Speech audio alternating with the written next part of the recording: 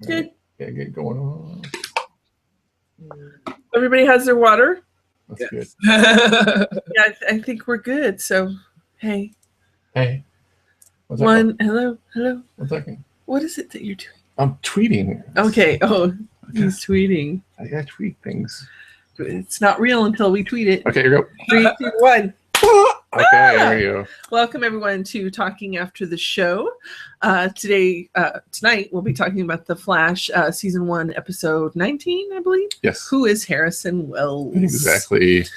I'm R.A. Styles. This is Christopher Schmidt, and this is Devin the Flash Johnson. Woohoo! Cool. Awesome. Okay. So initial impression, Devin, what did you think? Overall, better than last week, definitely. Still required a good amount of suspension of disbelief. Yeah. Which I mean is, natural for the show in general. I mean, it's obviously a superhero show, but at the same time, though, there's a lot of common sense parts of the show. Certain characters didn't really demonstrate as well as I thought they could have.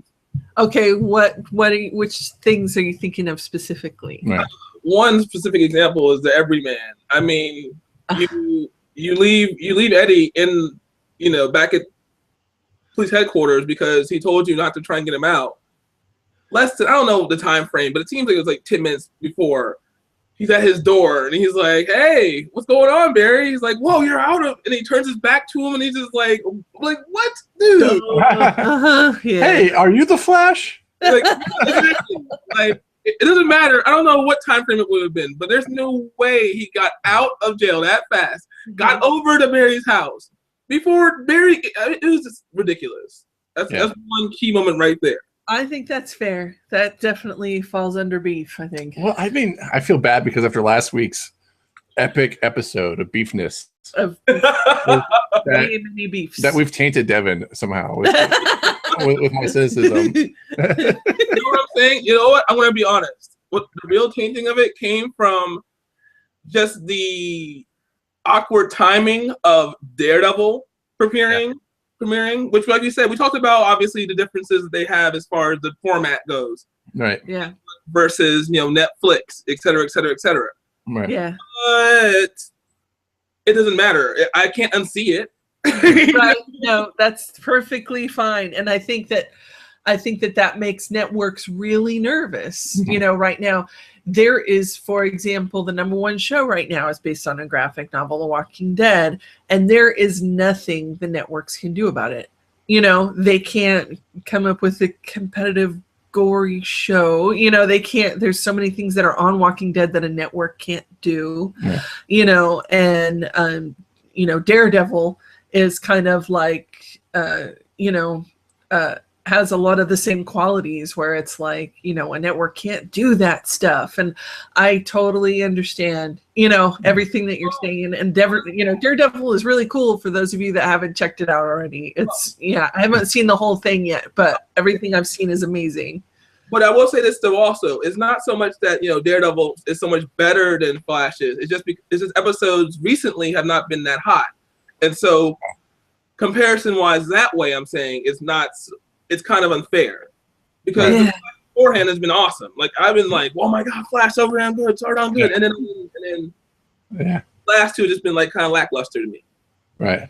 Well, I think it's also they got renewed. I think this is how it worked. Like they did the 12 episodes within like two seconds. They got renewed, for the back end of the season, and so they had to quickly write the episodes for the front part of season, second half of the second, and then because they already had the ending, I think, in mind, which is what the next episodes were going to be, and but they still had to fill it out with some filler material. I mean, I still think it's pretty good. I mean, I think it's pretty. They have a nice loosely tangent. It's just the manner in which they're telling the stories is not that hot. So it's very slapdash, like you just said. It's very haphazardly kind of thrown together, just very quickly, just to kind of keep the episodes going until they get to their big finale, which is fine, I guess, because I'm not used to watching TV anymore, really. I'm not. Right. Yeah.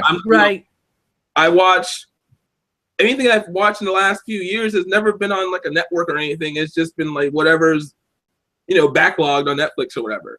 This is my first time watching a show. Yeah, I think that's what's happening across the board. Right. Like, totally. What's happening with you, I think, is what's happening with a lot of people. Yeah. And it has the networks freaked out. Right. I mean, yeah. So, yeah. Okay, so is there anything else? Anything else wrong with the episode? Or, like, anything you liked about the episode? It's just... With me? Yeah. Yeah. I don't know. I like the use of the character Everyman. Yeah.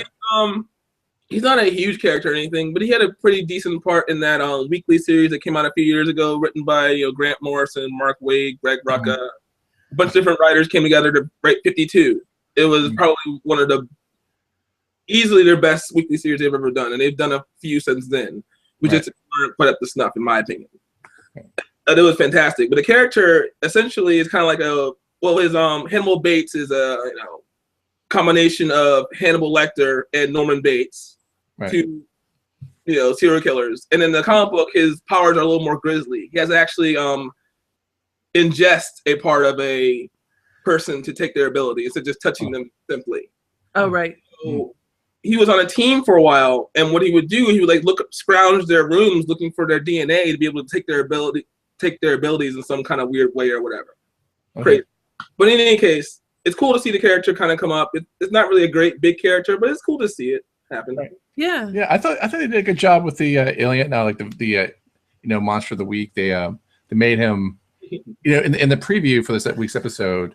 I'm not sure if they were really trying to like get people really motivated to watch, but the director or the writer for the show was just like, or one of the showrunners was really selling how they didn't have a person as the main villain, like last week's was one actress, and she'll always be that one villain.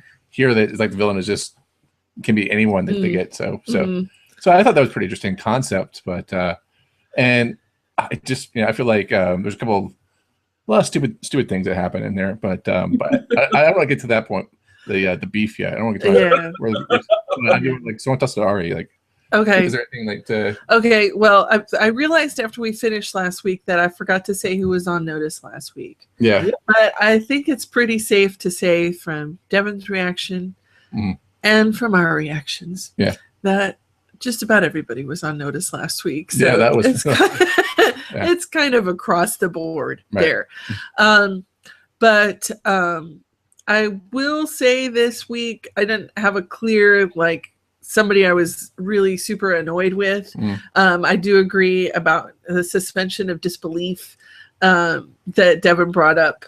And so I guess kind of in that regard, Barry would be the most on notice, I think, of all of the people involved this time around. Although he did do a smart thing. The one smart thing I think he did this episode was saving Caitlin from going and having that talk with Wells. Yeah. Because he would figure out what she was asking and he would kill her. Right. That would happen. Right.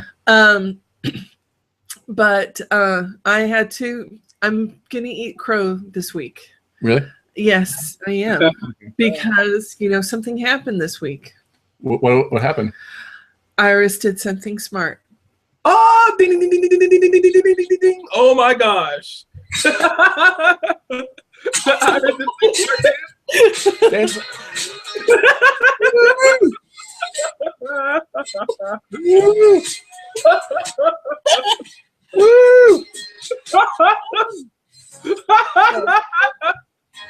Yeah. Okay. So I actually turned to Christopher, incredulous, on the couch, and said, "Iris did something smart." I was so excited, and yes, it was to keep her boyfriend out of jail. I don't really care. I just feel like. So what did you do? Let me just say that. Let me back this up for people that are not familiar with my ongoing beef. I know you guys get to hear about it every week, but I don't see why Iris has to be not smart, or she just kind of shows up and plays kind of a stereotypical girlfriend character and doesn't get to do anything as much as she could, because obviously it's a very Right. It's a very capable actress that they have. Yeah. And I think that she could do so much more. Right. So this week, she realized from watching the footage of her boyfriend shooting the other cops that it was actually something was not right because it was someone who was left-handed and her boyfriend was right-handed. Oh, Right. something that no one else put together. Right. And so I was very grateful. I was like, yay, she's a step ahead, on something, Yeah.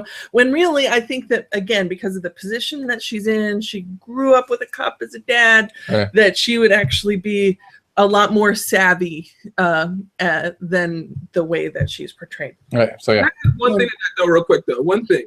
It's funny you mentioned that actually, because that's almost why Barry's on notice, because the simple fact that he's a forensic person who's in charge of all this stuff. He should be reviewing this data. Instead, he's jumping to crazy conclusions, pulling this guy to the police headquarters suspiciously and crazily. Right. Yeah. And without actually saying, hey, let me use my brain and think about this. All right. What? Yeah. Well, I understandable completely. I get what you're saying. No, I feel like. Well, this goes to my beef, and so I think we should. Okay, here comes Chris's beef. This is opening up the episode. Where's the beef, Chris? Where's the beef? This is just where I'm not sure I want to know, but okay. This is where we answer Chris. Where's the beef in this week's Flash episode? So the point is the main point is when they had Eddie in the in the holding cell in the interrogation room. Jail? No, interrogation room. Okay, interrogation. Sorry. Yeah, he was there, and then they said we have the video camera footage. The DA was like, we have the video footage, and then Barry Wolf busts in no, because we did examination on his hands, and the gunshot residue is not on his hand, so he could not. Therefore, I fired the gun, and then the DA says, Barry, you're a scientist. And I'm like, yeah, he just proved it. I forgot that. He just walked in there.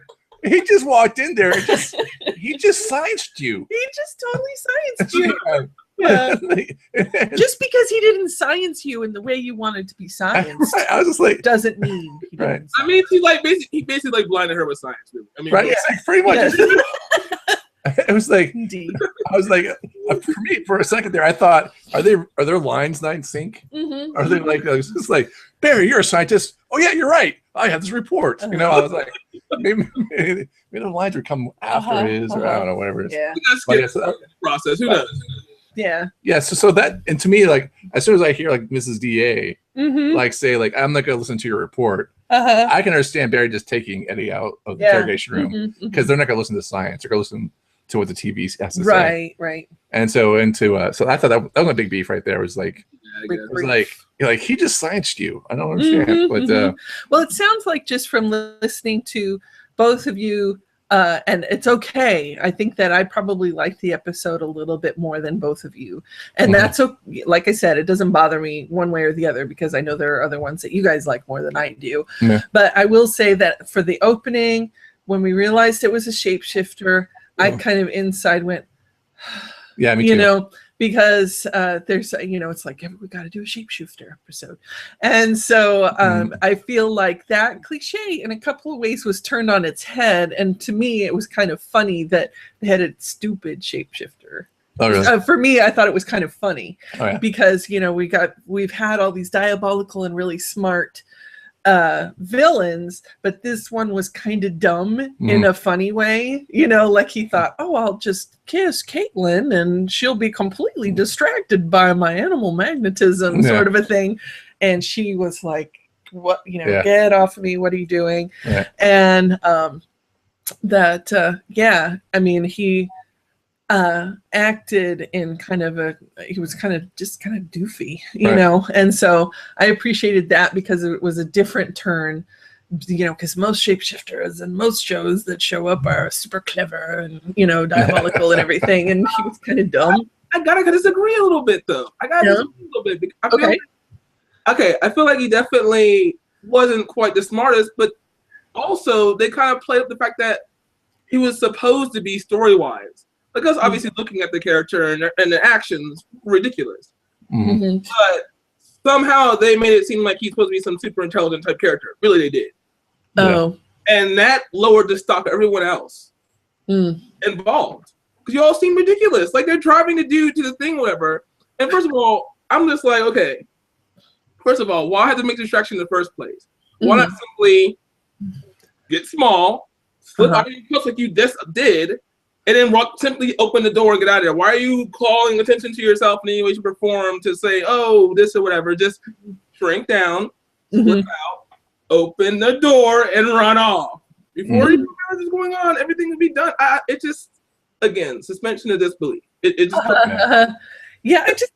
I felt like he was a dumb guy, and also that he was using his shape shifting to just like do petty theft, and well, it wasn't the petty theft; it was like the same petty theft over and over again. Which is cool and all, but I figure at some point you're like. Yeah, so as a smart person, I would say maybe he was flying under the radar, but I think he just had low aspirations, frankly, because there are people that would take that shape-shifting thing and like, hey, I'm headed to the White House or, something like that. Not everyone who gets like superhuman power from random particle accelerator explosion is going to be like a genius. The Sandman from DC, from Marvel Comics, the Sandman. Like, this guy has amazing abilities. Like, the doofus. It's just like, why are you doing this instead of this? It's played up actually pretty well, but let's be a little nicer. He seems so disappointed. Guy. Well, the other thing that I liked that was a little bit of a stereotype turned on its head. I mean, we've already established a pretty amicable relationship with people in Starling City before. Right.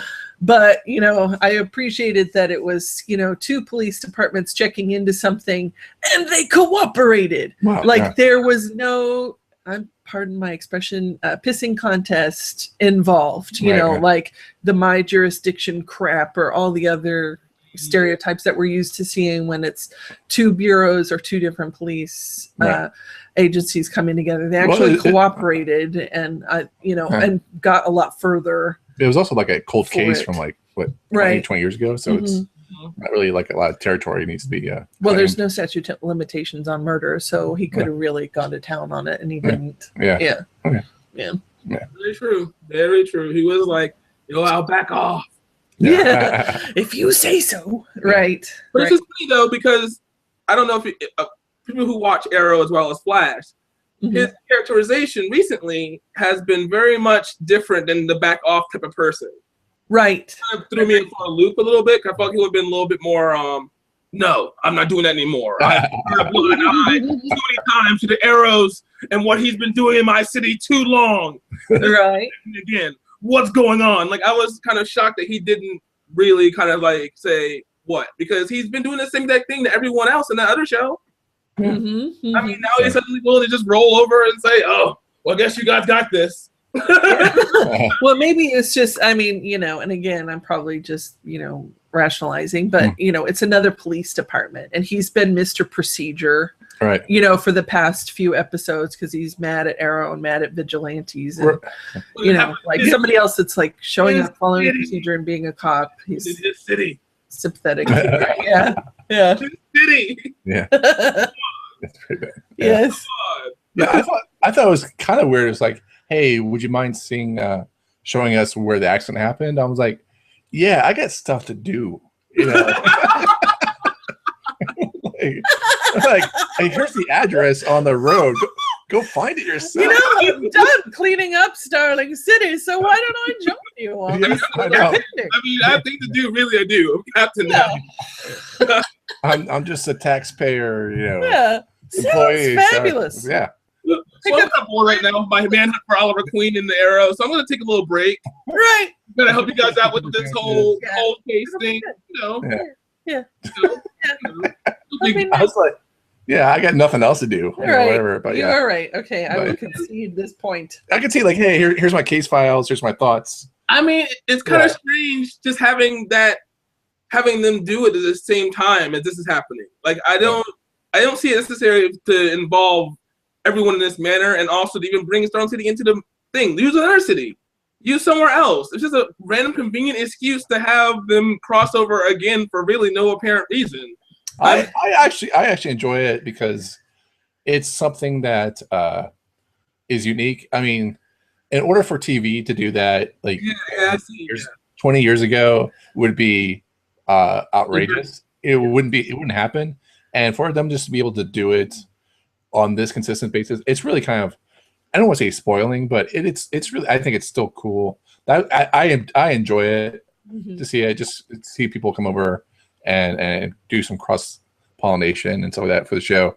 I think it's pretty nice. It really, and just I hate to throw this out there, but like Marvel is just in the stratosphere with all the movies, with the TV. I mean, they're now just spinning up the TV shows, but DC has a long history from Smallville, to Arrow, right? Yeah, to do really good to do has been on TV, and so they can own the TV space more. I mean, you can see like they're also Marvel's doing Daredevil, I don't know, which we already talked about that, but for them to be able to cross pollinate is really something special. I think they need to do that in order for episodic broadcast TV. And so, and I don't mind that because I think it's kind of cool. Yes. And I mentioned this earlier, just like, to me, the comic books now in this generation are the TV shows. I just can't stand the comic books of this generation because they cut down the page count to like 24 pages down to 20 pages. Yeah. So talk about where's the beef. Right? Yeah. So so the beat of a story is just so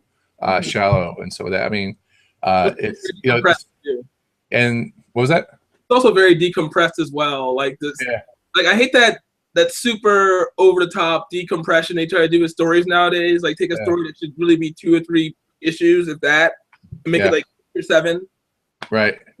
Right. And that's something like back in the comic book days, I think actually I was listening to the Firestorm Aquaman podcast actually. They talked about this where they actually said like, gone are the days where they would just tell a story and then it would be done. They would just tell the issues that they would need it to get the story out, and then they would move on, right? And so you don't see that anymore with that. So everything's just kind of like, now it's like this multi thing going on. But anyway, so it's a great podcast. Shout out to Firestorm Aquaman podcast. So I have more beef. Okay.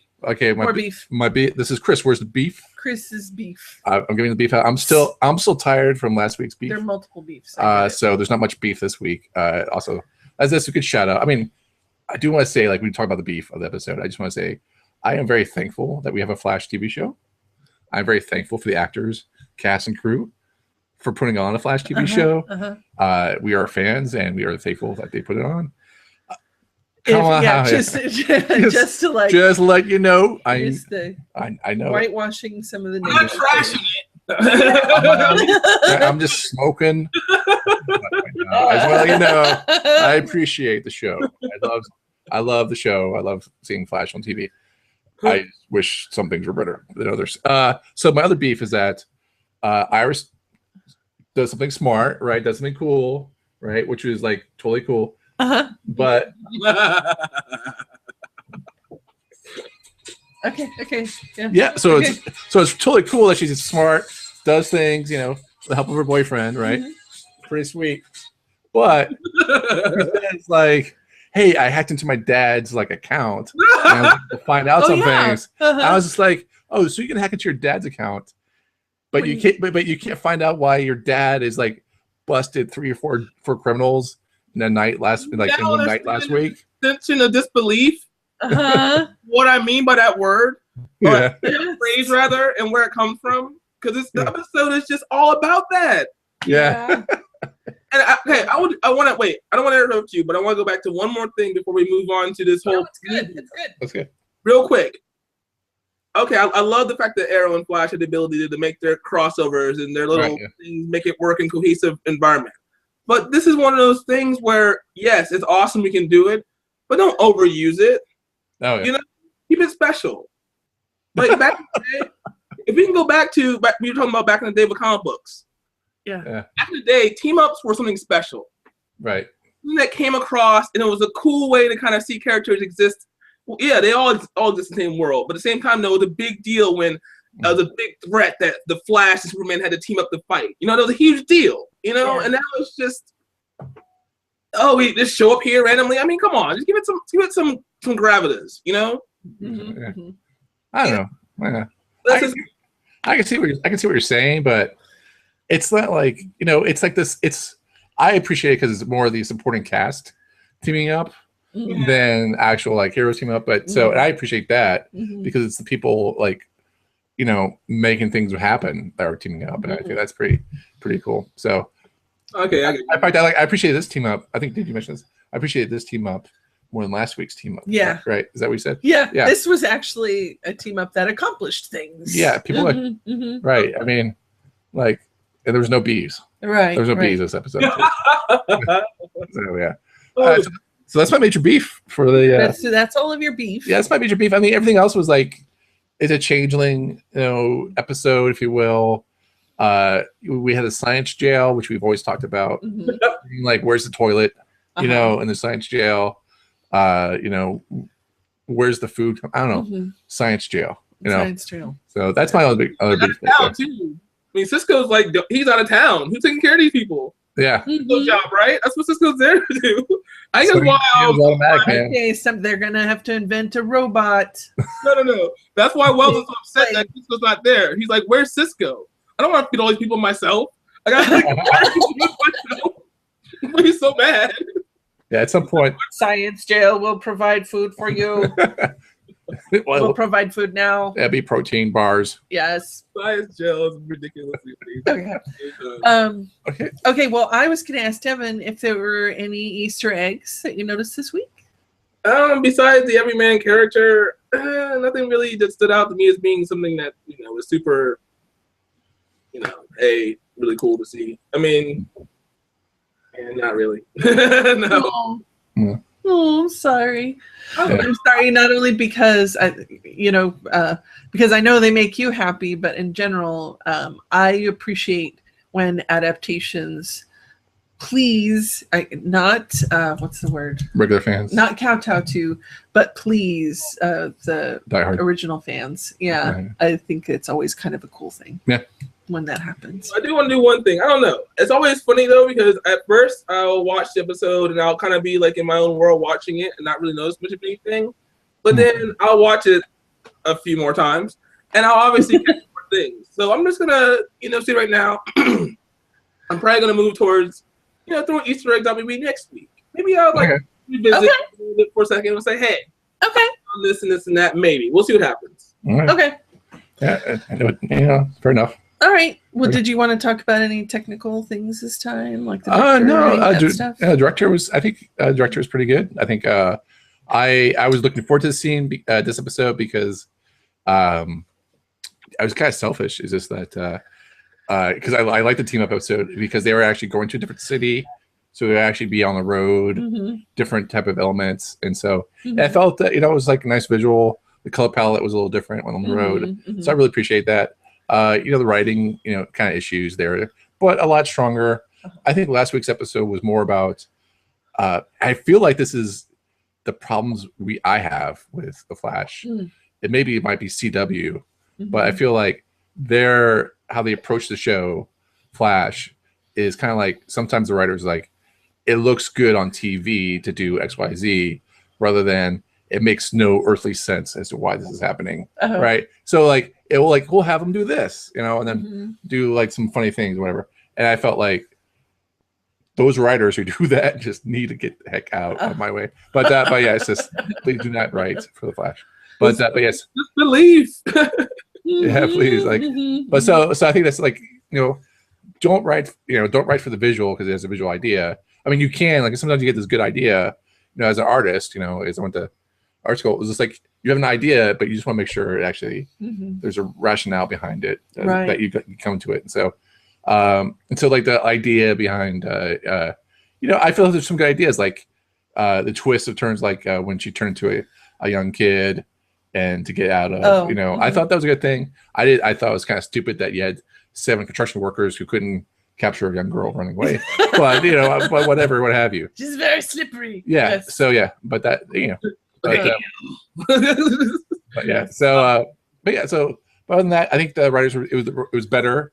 Writer was better, and I think the director did a good job. And I just want to throw in my other positives where Caitlin continues to be a very consistent and grounded character, Yeah. in my opinion. Like, even though I didn't agree with her about some things, I felt like her complaints about the reveal about Wells in the beginning, and those were all pretty solid complaints, you know, that were consistent with her character. Well, there's one bit I want to talk to you about, is because Okay. I didn't think about it, but like when I didn't remember it, but till now, was just that she talks to Barry about how, you know, Barry does that smart thing of grabbing her, taking her to the road, which again I think was like a great scene, like really well shot scene, and that he tries to explain to her, like, look, we can't tell her, you know, tip him off, and she's like, well, I have to because my career it was in ruin. Yeah. I lost my fiance, and Wells is the only one who really picked me up while you're like in a coma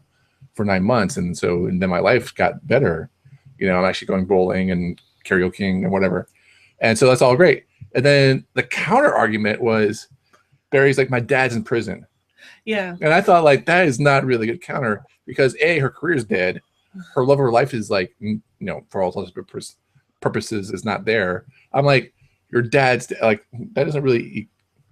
It seemed to me as I was listening to that conversation, I was like you're not listening to me. It's like, my career's over.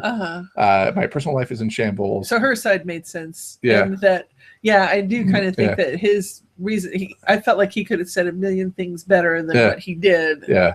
But that, you know, she's a good friend because she accepted his lame excuse or whatever. But it was a pretty lame excuse. Yeah, I thought it was lame. So I thought. I'm sorry. That whole thing just confirmed exactly what Joe was saying in the first place: is that you can't just be running around willy-nilly telling people things. Yeah. Not only that, but it's funny to me that they felt the need to tell everyone when Joe had already told Cisco about his suspicions before. Cisco is well aware of what Joe thinks of Harrison Wells. Yeah. It was never disproved or anything. They just kind of dropped that whole subplot. Exactly. Yeah. And they never really expanded upon it. So this whole entire episode, my problem with it isn't that it wasn't done well or what didn't look cool or it didn't happen. It was just that it all really just rests on us all saying, let's just believe everyone's an idiot all of a sudden. It really does. And I love this show. Like, you don't get like, and there's a reason why I own so much Flash merchandise. There's a reason why I love this stuff, and I want to see it succeed and do well. Right. And I look forward to this like every week. This is TV Flash. Oh my God, this is like Right. Exactly. At the same time, though, you know, looking forward to like that gives me high expectations for something that I feel like should be done a little better. Right. Right. The show was done so well in the beginning, and now it's showing the cracks a little bit, and it's kind of frustrating me a little bit. I hope that they can pick it up after this episode because. Well, if I had to place a bet, I would say just, you know, they got caught with they got caught trying to do the second half of the season, flush it out, and I think the last, you know, season finales of the last episodes are just going to be a major payoff. I just don't think you could have Jeff Johns, who's written so many time travel, so many great Flash stories, would leave the ending being kind of like half-assed. So I think it's good. I think the payoff is going to be good. I think we just have to get there. They've already greenlit the whole entire second season. Yeah, I think the second season is going to be more foundation, better. I mean, it's just the characters are going to gel more. You made a good point earlier. Anyway, is that the series really got the second, you know, renewal halfway through. Yeah. So they weren't really sure what was going to go on with the whole show until a certain point. Right. So they had to obviously write episodes to fill in certain things till they get to where they need to be. Right. Yes. Right. Which goes back to decompression. Right. Yeah. Yeah. But yeah, still. So, and then also another reason why I don't mind having all these crossovers is because if you remember, like Flash only got picked up because they used Flash, Green Arrow episodes as a backdoor pilot for the Flash series, and so I would really love to have it like other characters cross over. If they do well, they could actually spin off into other characters and other seasons too. Not, you know, I think that, you know, I would love to have a Black Canary spin-off series. So, but yeah, or at least like, you know, they're going to have a kind of a variety show, superhero show where they have like a different. Will she take Cisco with her? I hope so. They'll always have that photo. Yes. So yeah. Yes. Very cute. Oh, Yeah, so one thing they are doing right is they are setting a solid foundation for expanding into other properties if they feel the need to, which I agree with. I do like the fact that they're just showing off at the Atom on both shows, showing everyone what could possibly be. Right. And, you know, letting everyone know that the other things do exist and that, you know, other universe is still out there, you know, so that's cool. But, again. Yeah. Pretty good.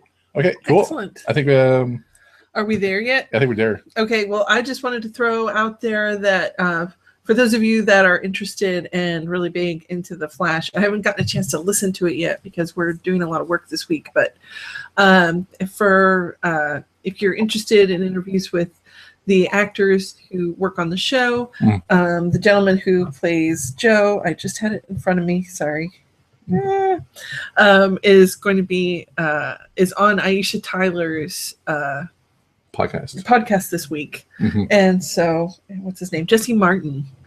And so anyway, I really like him, and again, he's one of the more steady, grounded characters in my opinion on the show, and I love Aisha Tyler, so I'm sure that's going to be a really good interview. So check that out for those of you that are interested in that sort of thing. Cool. That's awesome. All right. It's the Girl on Guy podcast, I think is what it's called. Oh yeah, I think that's what it's called. Yeah. Okay, cool. And then I think check out the Convergence comic books this couple months. There's Speed Force, and there's actually a Flash. Wally West is back, and so you want to check it out. Definitely. And Iris and Jai West as well. Yeah. Emily's there. And then last but definitely not least, we're leading up to it, and we'll release more details as it becomes closer.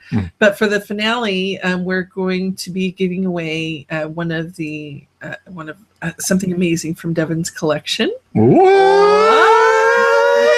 Yeah, pretty sick. You That unboxed one. I've opened. I purchased 4 for an express reason. That is so cool. I am quite pleased with the figure. Look for a review later on speedforce.org. It's a big Flash website that I write for on occasion. And you can probably find some supplemental material on my own website, fastestmanalive.com, as well. But the main big news is we're doing a contest giveaway, giving away one of these figures through this podcast. Nice. And probably one through Speed Force or Fastest. Oh, nice. I haven't decided yet completely, but we'll see what happens. But yeah, this thing is so sick. They're very cool looking. Yeah, it's pretty nice. It's really cool looking. Like Twitter contest for that, and we'll release more details as that becomes apparent. But start thinking about your fake spoilers for the finale, because we love funny fake spoilers. Yeah. Okay. Cool. So. All right. Cool. Yeah. And then also have a special announcement is that Devin's birthday is coming up. So definitely. I will be actually skydiving in my CW Flash uniform. Nice. I'm hoping to have pictures afterwards. We'll see what happens. Please. Yes, we must have photos. Must have photos. We'll see what happens. Awesome sauce. That sounds like a great time. Yeah. And it's I'm gonna be 30 years old. It's gonna be a good time. Excellent. That sounds so great. Yeah. Awesome. Well, hopefully we'll get to see the pictures maybe next week or the week after. Okay. Well, happy birthday, Devin. Yes, happy birthday. It's so fun doing this with you. Yeah. Oh, indeed. Same. Where can you find us? Where can they find us on the web, guys? Oh, that's right. Okay, so my name is Ari Styles. I'm ARI4NNE on Twitter. I'm Christopher Schmidt. I'm TELEJECT at which is Telject on Twitter. And I am Devin the Flash Johnson. You can find me at Fastest Man Alive on Twitter or fastestmanalive.com. Yeah. Or sorry, not Fastest Man Alive on Twitter. Sorry, Flash Johnson on Twitter. My apologies. Okay. Okay, cool. But and also we're talking after the show. The Twitter account is at Talking After, but you can subscribe to us here somewhere on this thing. Maybe I'll get to it on here. It'll be in a corner of some kind. So if you subscribe to us, you actually get all the updates as soon as they happen. So it's pretty sweet. Nice. So definitely do that. Cool. And it's been episode 19, the episode where Irish West does something smart. It only took us 19 episodes. He did it. There. She did it. She did it. She did it. All right, guys. Good roll. Check out next time. Woo!